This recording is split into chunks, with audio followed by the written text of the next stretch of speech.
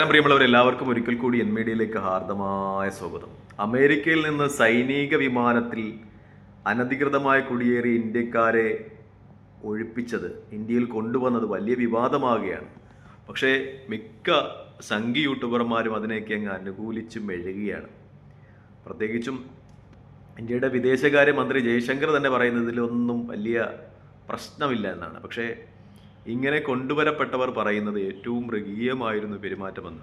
സ്ത്രീകളെ വരെ കൈകാലുകൾ ബന്ധിച്ചായിരുന്നു കൊണ്ടുവന്നതാണ്. ഒന്ന് ടോയ്ലറ്റിൽ പോകുന്നത് ഇഴഞ്ഞായിരുന്നു എന്ന് പറയുന്നു. ആഹാരം കഴിക്കുവാൻ പോലും ഈ ചങ്ങലകൾ മാറ്റിയില്ല എന്ന് പറയുന്നു. വളരെ പരിതാപകരമായ ഒരു രാഷ്ട്രം എന്ന രീതിയിൽ ഇന്ത്യ അപമാനിക്കപ്പെട്ട നിമിഷങ്ങളാണ് എന്നതിൽ സംശയമില്ല. എന്നിട്ടും വന്നിരുന്ന് ന്യായീകരിച്ച് മെഴുകുന്നവന്മാരെയൊക്കെ എന്താണ് പറയാനുള്ളത്? മറ്റൊന്നുകൂടി പറയാനുണ്ട്.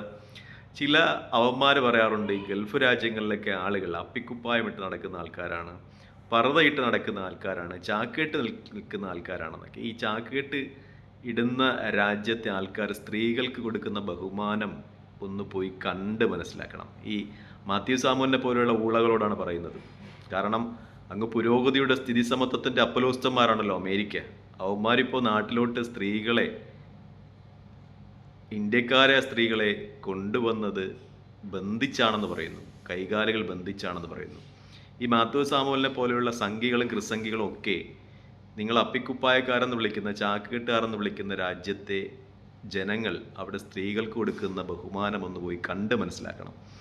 ഇവിടെ നിന്ന് ക്യൂവിൽ നിന്നാൽ പോലും അവർ ആ ക്യൂവിൽ നിന്ന് വിളിച്ച് മാറ്റി, എന്തിനാണ് ഇപ്പോൾ ഒരു ഓഫീസിൽ എന്തെങ്കിലും ആവശ്യങ്ങൾക്ക് വേണ്ടി ക്യൂ നിന്നാൽ, സ്ത്രീകൾ ക്യൂ നിന്നാൽ അവർ സ്ത്രീകൾക്ക് ആദ്യ പരിഗണന കൊടുത്ത് കൊണ്ടുപോയി കാര്യങ്ങൾ സാധിച്ചു കൊടുക്കും. അത്രമേൽ പരിഗണന സ്ത്രീകൾക്ക് കിട്ടും. ഒന്ന് പോയി കണ്ട് മനസ്സിലാക്കണം ഈ മാത്യു ചാമുവലിനെ പോലുള്ള സംഘികളും ക്രിസംഘികളും എന്നാണ് പറയാനുള്ളത്. നന്ദി, നമസ്കാരം. ചെയ്ത് വീഡിയോ ഇഷ്ടപ്പെടുന്നുണ്ടെങ്കിൽ ലൈക്ക് ചെയ്യുക, ഷെയർ ചെയ്യുക, കമൻറ്റ് ചെയ്യുക.